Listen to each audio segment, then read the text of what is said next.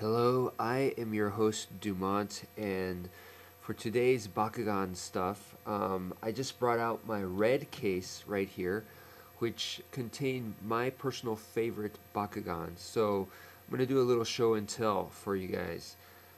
Why is red my favorite? As you've seen, I have like green, blue, and clear, two clears actually.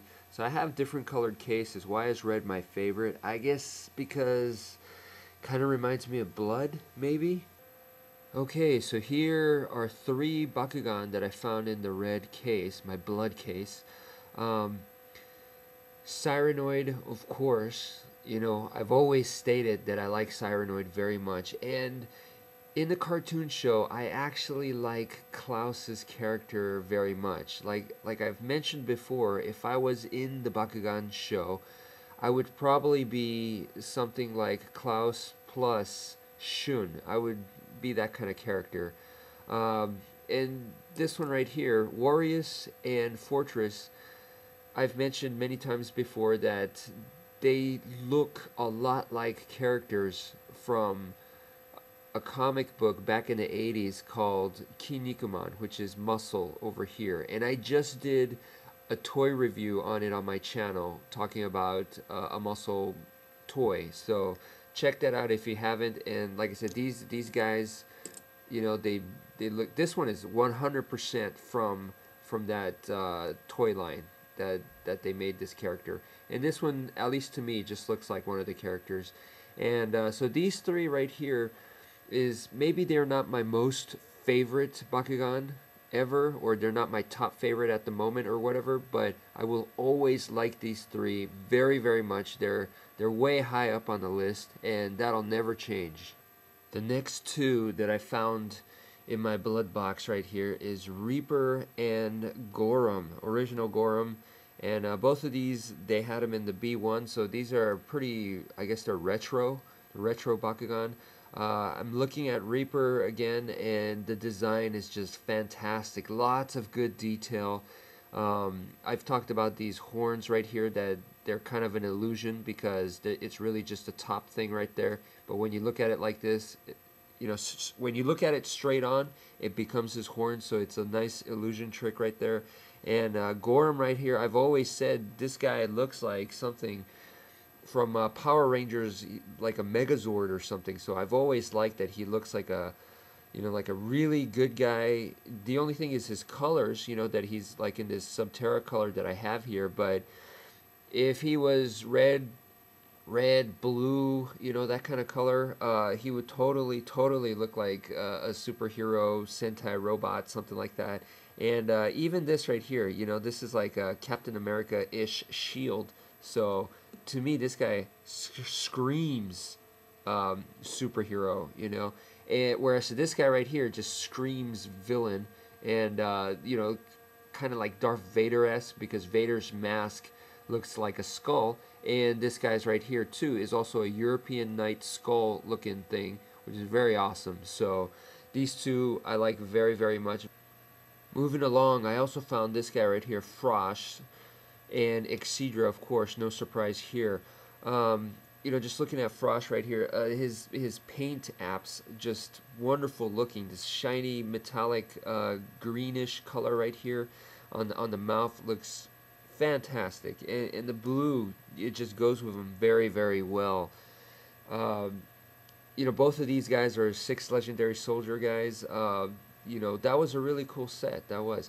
And looking at Excedra here, we've seen now many multiple-headed dragon-type, serpent-type Bakugans, and I still think Excedra matches up with the best of them. He's not outdated, even though he's old. He still looks great as a toy. The transformation's very simple, but you get the point. You totally get the point. He has like that Pandora's box effect. When he closes, you could sort of see like a face in his marble form. Lots of good detail going on in here. Very, very tiny details. So Excedra, I'd have to say, is not outdated. Still looks good. Now, if you get Bakugan simply because of high G numbers, they will eventually become outdated because they're coming up with new ones, and the newer ones are always stronger, higher.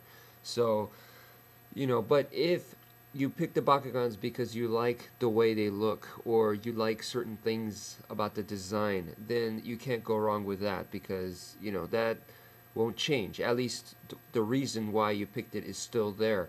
Now, right here, now this was what, New Vestroya Bakugan at the time, and so you see Percival right here, Hades right here, and the original Brontes right there. When I look at them, I think I still think they look great. You know, all the attraction that I remember is still there. Like Brontes, I remember I liked his transformation. He had a very smooth transformation, and there are many details that I liked about him, like the claws going on, and you can see his Joker mouth. You know, just things like that. They're still all there. As for Hades, honestly, my opinion has changed a little bit on Hades, to where I think now that he is the coolest three-headed dragon-type Bakugan out, period. At least for me. This is the coolest looking. Just the wings and everything is just, what can I say? By far the best three-headed.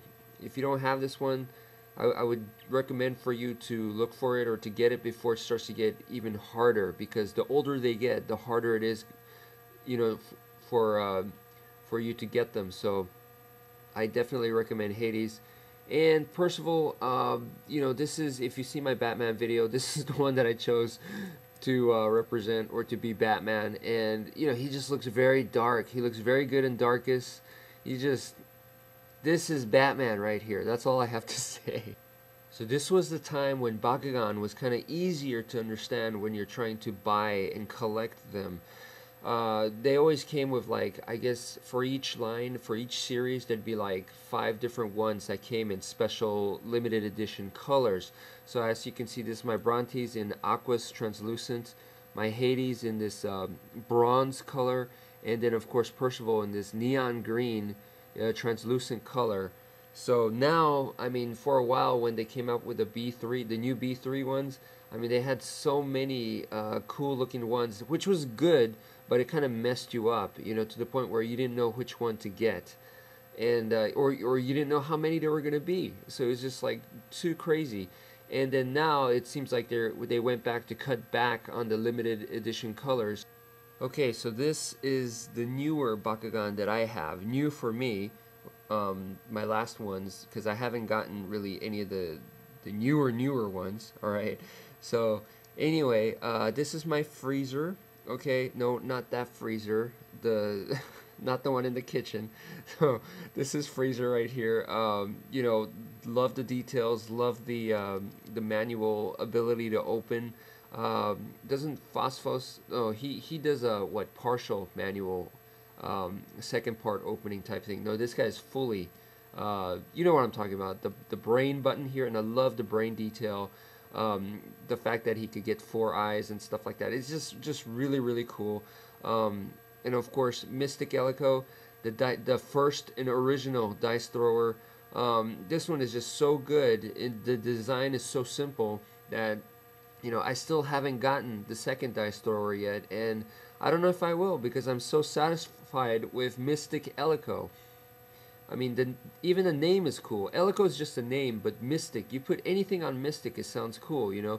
Mystic Dumont, you know, Mystic BCX. I mean, it just sounds awesome. So anyway, and the dice, of course, it just works really well. You know, pops open and the dice falls out pretty well. So I have no complaints. The design of the figure, the huge head that it has, great, fantastic. And of course, this is Alto Brontes. His gimmick is to be tall, right?